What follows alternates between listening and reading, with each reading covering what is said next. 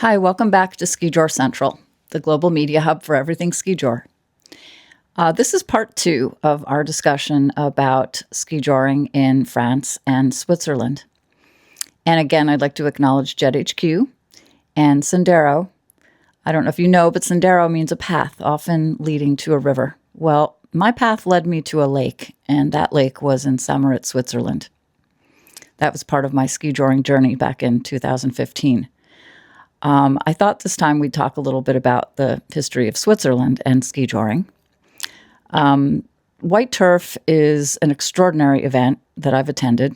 I'd encourage anybody to take a trip to Switzerland in February and attend white turf.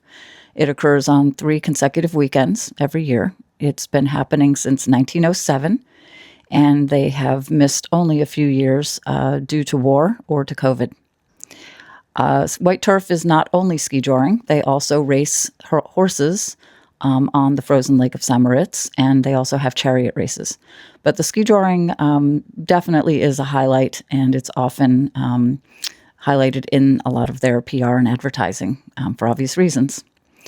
As most of you know, the skijoring in Saint Moritz or at white turf do not have riders on the horses, and the skiers are reining the horses from behind in a heat, which often has as many as 8 competitors going at the same time. And they are racing around the oval track of that's built on the lake. It's extraordinary. That's all I can say. So I just thought to share a few memories and also just kind of weave that into the history that we're speaking of.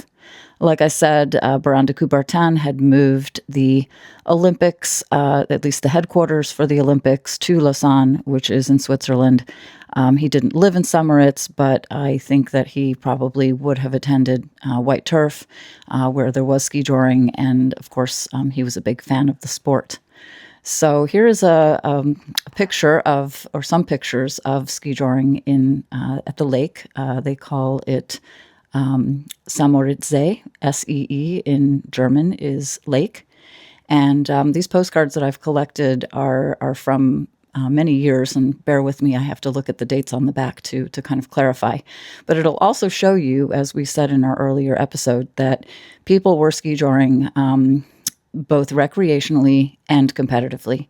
And I think that's very significant.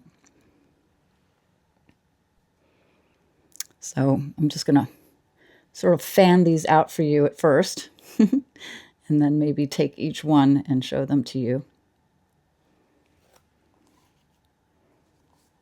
So this is an example of skijoring. Oh, I hope that you can see that despite the glare. On the Lake of Saint Moritz, and this was from, it looks like, 1911, so prior to the Olympic Games.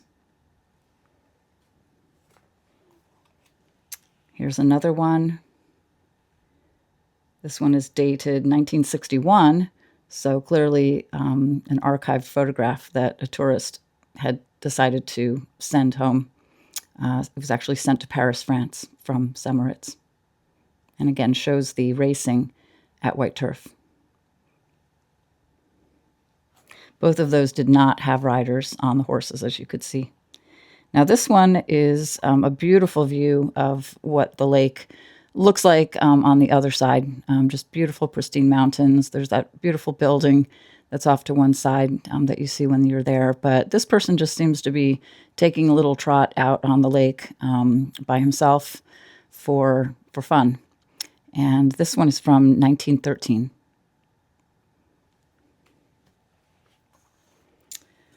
This one is quite old. I'm not certain of the date. It looks like also 1920s. But as you can see, this one, people are skijoring recreationally.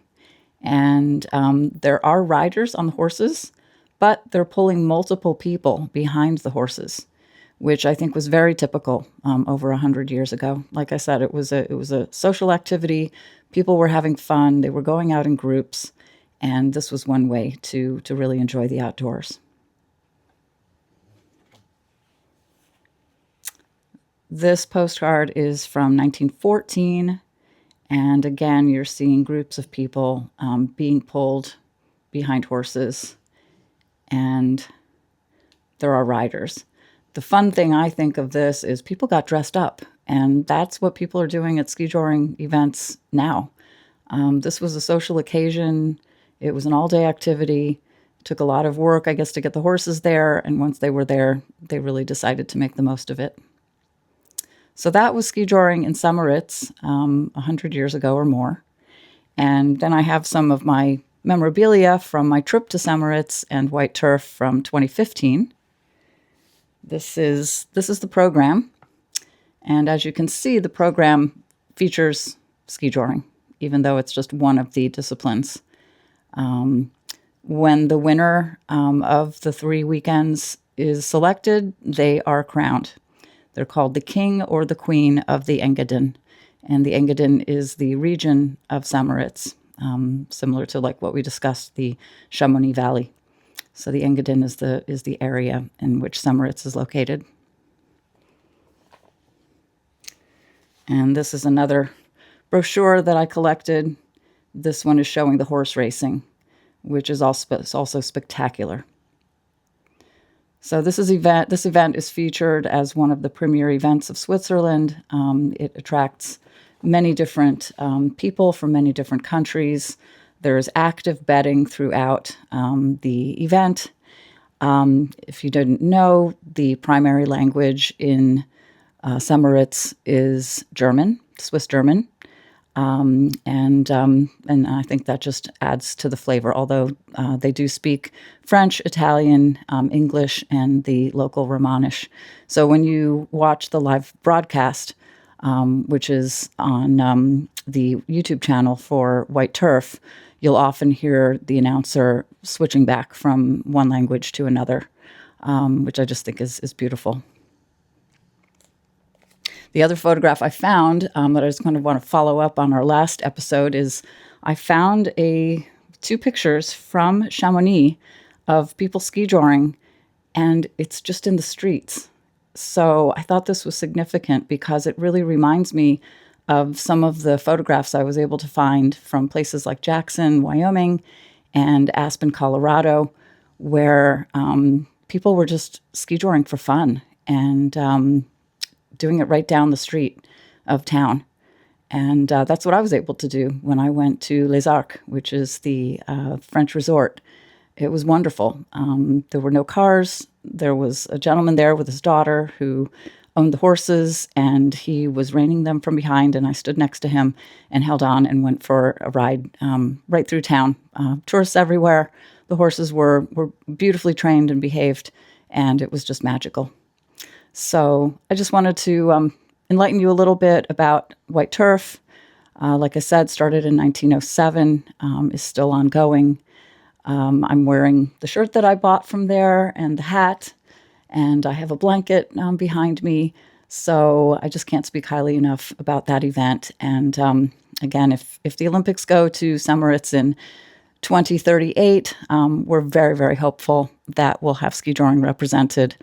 We just celebrate its history. So I just wanted to say again, zum Wohl, which is how you would say cheers in German, or Prost, and we'll keep you informed of all the developments that are happening in Europe. Thank you so much for your interest.